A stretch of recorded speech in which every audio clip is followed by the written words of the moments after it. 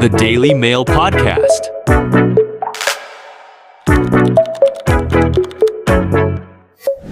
Hi, and welcome to the Daily Male Podcast. This is a podcast dedicated to men and mental health. And we are the two hosts of the Daily Male Podcast.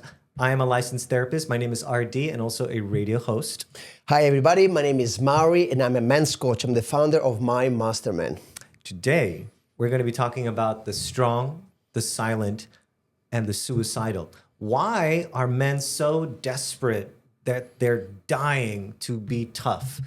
Men and silence go hand in hand all the time. Or the men love to have this kind of hero behavior, just suppressing all emotions, avoiding any kind of inner work and confrontation with themselves. Consequently, they keep everything within, and they are so afraid to share whatever is going on because they're afraid to be judged as weak.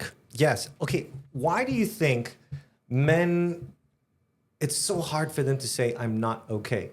Every time we go and hang out with our buddies, oh, hey, you doing good? Everything okay? It's always, yeah, I'm good. Don't worry. It's always that high-pitched, yeah, I'm okay. Yeah, why is it so hard to just say, I'm not okay, man?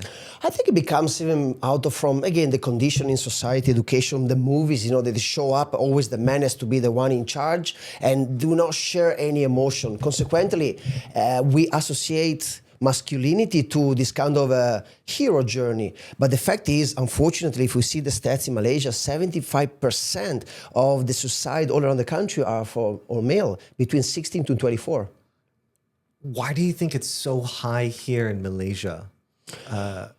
Wow, RD, as you know, during our men's circles, the majority are locals, and it's about the conditioning. There is this strong male conditioning of, that opening up your emotions, it's a form of weakness.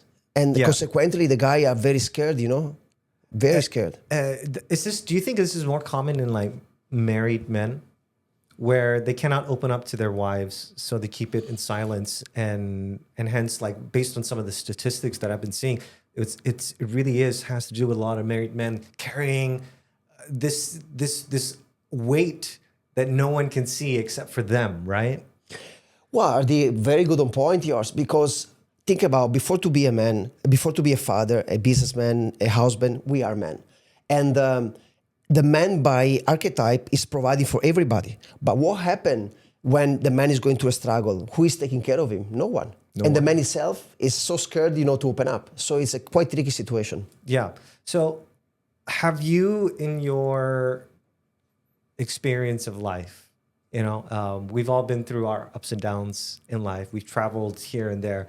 Have you ever had any of suicidal thoughts, or have you ever been brought to a situation where you thought, oh man, how am I gonna get myself out of this one? I love this question because I was thinking recently about it. I think when I was very young, maybe 16, 17, when I had the first troubles, existential troubles, I thought probably a couple of ways, what if, I'm gonna end up here? But thanks God, never had like a consistent thought personally.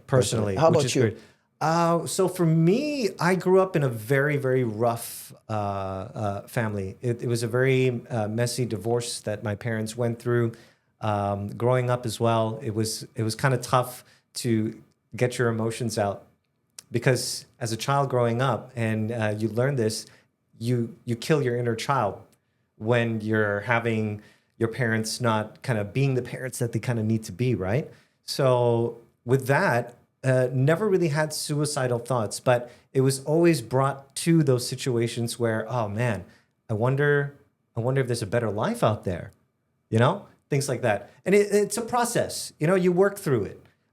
You work through it by questioning, your realities, questioning the logic, improving on yourself and the inner voice as well, listening to that good positive inner voice that you kind of have to, is a skill you kind of have to kind of groom yourself. Did you find a mentor guiding you on this? I had many mentors in life. I'm very lucky.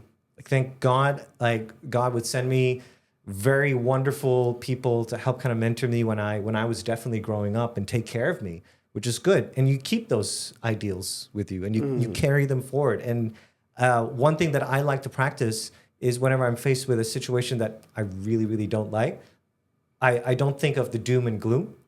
I think of, okay, based on all my experiences and based on all my good teachers out there, what would they do in a situation, you know? You were modeling them. Yeah. In a way, that's perfect. That's exactly how you say and it. you see, the thing is, even by my experience working with so many in Malaysia, the point is this: even to seek for help, simply to find guidance, or even to invest money on a coaching, on a therapist, you know, on a mentor, it could be physical, online. Yeah. Men tendentially, they are very good on providing for others because they feel, okay, I'm fulfilling my archetype, my role of provider. But when it comes to invest money on them, even to seek for help, they are struggling about that. Yeah. Why? And this is a very Asian thing, quite common that I kind of find where that struggle is actually very real. As a therapist, I see this a lot where even because as a therapist, I know the right questions to ask to kind of dig in to figure out what emotion they're really feeling, right? And I always tell them, like, why is it so hard to explain this to your partner? Why is it so hard to explain this to your wife? She'll never understand. You know, every time I try to open up, it's a sign of weakness. And so that, like what you just mentioned earlier, it's conditioning. And I always tell them this: silence doesn't protect you. It protects no one. It isolates you. Correct. And it makes you lonely. Correct. And let me add you, that we had several episodes during our men's circles where a guy told us, hey, brothers, I got my courage. I went to my wife and I tried to get some suggestion from her, and I open up. And my wife started to laugh at me. So the guy was really, it happened several times. So the guy was really traumatized by that. We forgive, of course, because most likely a woman that is not able to hold the space for his man is coming from a family that maybe the father, mother taught her that a man has to be this way. So now we cannot judge the ancestors. They did the very best they could, but we have a duty now. Now we got the knowledge, and we know that actually creating safe spaces through therapy, through coaching, through men's circles, to communities for men are so beneficial. So we need, and that's why this podcast is running, you know, to give voice to all men. Yeah, that's how you described that was so good. It's about being aware of your actions, and the things that you say. And I think when you start off with that, you start to realize, and you probably see your partner in a very different light as well, right? Okay, so we're going to be wrapping this up real quick. I think if you have, from a therapist point of view, if you've got a friend and they're saying, I'm not okay, don't fix. Just listen, right? Just listen. Don't fix. They're not there. They don't want you to fix things. You know, I think as a man, they'll fix it themselves, but they just want someone to listen to them and maybe even see if there is a solution, if there is one, if they've been through it before, you know? Absolutely. And to follow up for you as a men's coach perspective and building community of men, the power of having a circle of brothers or fellow men that you feel safe to hold their space and to receive support from them, it's so important. If you don't have any circle of friends nearby you that you can trust, there are men's circles in Kuala Lumpur and in Penang where you can join. You're going to find men from different walks of life. They're going to be able to hold your space without judgment. And only the idea of showing up is going to be extremely beneficial. Absolutely. Okay. How we wrap up our Daily Male podcast, we give you the Daily Male Challenge, all right? So this is what we want you to do. We want you to text one friend today. Not to make plans, just to ask how he's really doing. Tell him that you're available, okay? That alone can actually save a life. I'm just here for you, okay? And it's you who's struggling. Please reach out. Being here, being vulnerable, that is actually real strength.